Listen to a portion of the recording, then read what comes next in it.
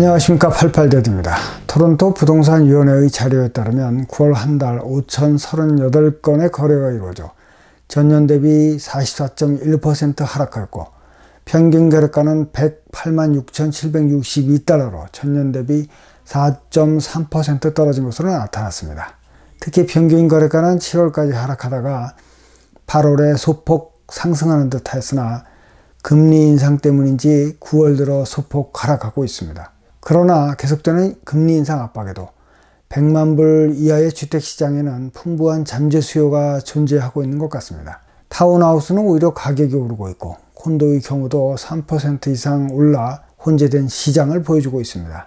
데이터를 보면 아직 셀러 마켓인데 시장 상황은 바이어 마켓으로 지역과 집 가격에 따라 경쟁 상황이 발생하고 괜찮은 가격으로도 파는 경우가 있다고 합니다. 집을 구매하려는 수요는 많은데 집을 팔려고 내놓는 재고가 소진되고 있어 금리 인상으로 집값이 계속 하락할 것이라는 예상이 정확하게 맞지 않는 상황이 벌어질 가능성이 높아 보이고 있습니다. 아울러 요즘 은행 금리가 1년 고정이 4%를 넘기고 있는데요.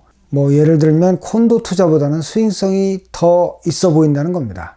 50만 불에 대한 1년 이자는 2만 불이 넘어가고 있죠. 이 가격의 스튜디오 콘도를 렌트한 경우 관리비와 프로퍼티텍스, 보험료를 제외한다면 1년에 1만 5천 불의 수익을 거둘 수 있는 것에 불과해 금융투자보다 못한 상황이라 당분간 콘도 투자는 투자 후순위로 밀리는 것 같아 보입니다. 문제는 3, 4년 전에 이미 투자해 놓은 프리콘도 입주일자가 다가오는데 급격한 금리 인상으로 대출 금액이 낮아지고 있고 심사가 까다로워지고 있다는 것이 당장 눈앞의 문제입니다. 여기서 대출되더라도 높은 이자를 렌트 수익으로 커버할 수 있느냐 하는 의문이 또한 제기되고 있는 상황입니다. 치솟는 인플레이션과 각종 규제 비용, 수익성 문제로 현재 신규 콘도 분양은 저조한 상태이고 분양을 파기하는 사례가 계속 증가하고 있다고 합니다. 결국 향후 주택 공급 문제에 심각한 타격을 줄 것으로 예상이 된다고 합니다.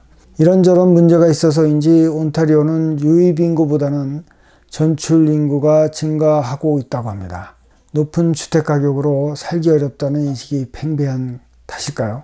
요즘 인기 지역은 알버타주의 캘거리라는 이야기가 있습니다. 아무래도 생활하기에 이점이 많은 탓일 것입니다. 요즘 GTA 주택시장의 분위기는 좀 저점을 찍은 듯한 분위기인데 등락을 반복하면서 소폭으로 내려가는 현상을 보여주고 있습니다. 결국 수요보다는 금리가 문제라고 보는데요.